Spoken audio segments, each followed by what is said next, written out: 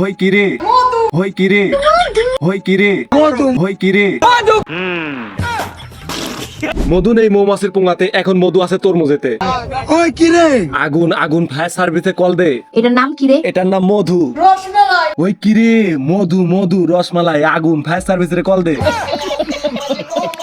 যখন এই তরমুজ ব্যবসায়িকটা বলছে আগুন আগুন ফায়ার সার্ভিসের কল দে, তখন এক পার্শ্ববর্তী দোকানদার আগুনের ভয়ে গঙ্গা নদীতে গিয়ে ঝাঁপ দিছে। রসমালাই, রসমালাই। যেখানে রসমালাইয়ের দাম বেশি সেখানে তরমুজের দাম মাত্র 50 টাকা কেজি, তার নাম দিয়েছে রসমালাই। রসমালাই রসমালাই। যেখানে মাত্র অল্প একটু মধু সংগ্রহ করতে গিয়ে মৌমাছির পোঙা যায় ফেটে, সেখানে মাত্র 50 টাকা তরমুজ কেজি, তার নাম দিয়েছে মধু। তো বলে কি ভাই, এই মধু মধু করে চিল্লানোর কারণে তোমার গলা দেখছি হাঁসের মতো ফ্যাস ফ্যাস করতেছে। ওই কি রে? ওই কি রে?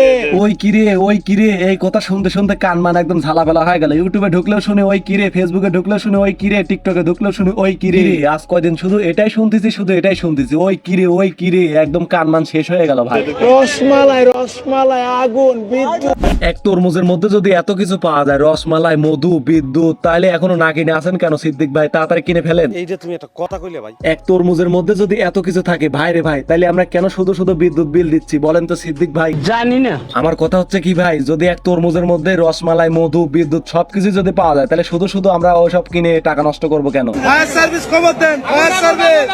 ভালো করে খেয়াল করে দেখেন দর্শক বন্ধুরা, দেখেন হুমন্দি করে কি। আগুন, আগুন, আগুন। এটা কি হলো মফিজ ভাই? আই এম তো অবাক। আগুন, আগুন, আগুন। এত আগুন আগুন বলে চিল্লায় লাভ হলো কি রে ভাই? ভিতরে কাটাতে দেখলি সাদা। ফালতু কথা একদম কবি না। আমি তো কোনো ফালতু কথা বলি নাই। আগুন আগুন করে চিল্লাচ্ছে, পরে কেটে দেখে ভিতরে সাদা। আমি শুধু এটা বলছি। একটা থাপ্পড় মারে তোর দাঁতে করে ফালা দিব। হ্যাঁ, আচ্ছা সরি রে ভাই, তরমুজ কাটার পর যে সাদা বাড়াইছে এটা আমি দেখি নাই। কি রে কি রে কি রে? মধু মধু মধু, এটার নাম কি রে? ওইটার নাম হচ্ছে রসমালাই। মধু মধু। হই কি রে? মধু। কি একটা ডায়লগ দিছিস রে ভাই তুই? এখন প্রতিটা ইউটিউবার তোকে নিয়ে ভিডিও করে, প্রতিটা টিকটকার তোকে নিয়ে টিকটক করতেছে। ওই কি রে?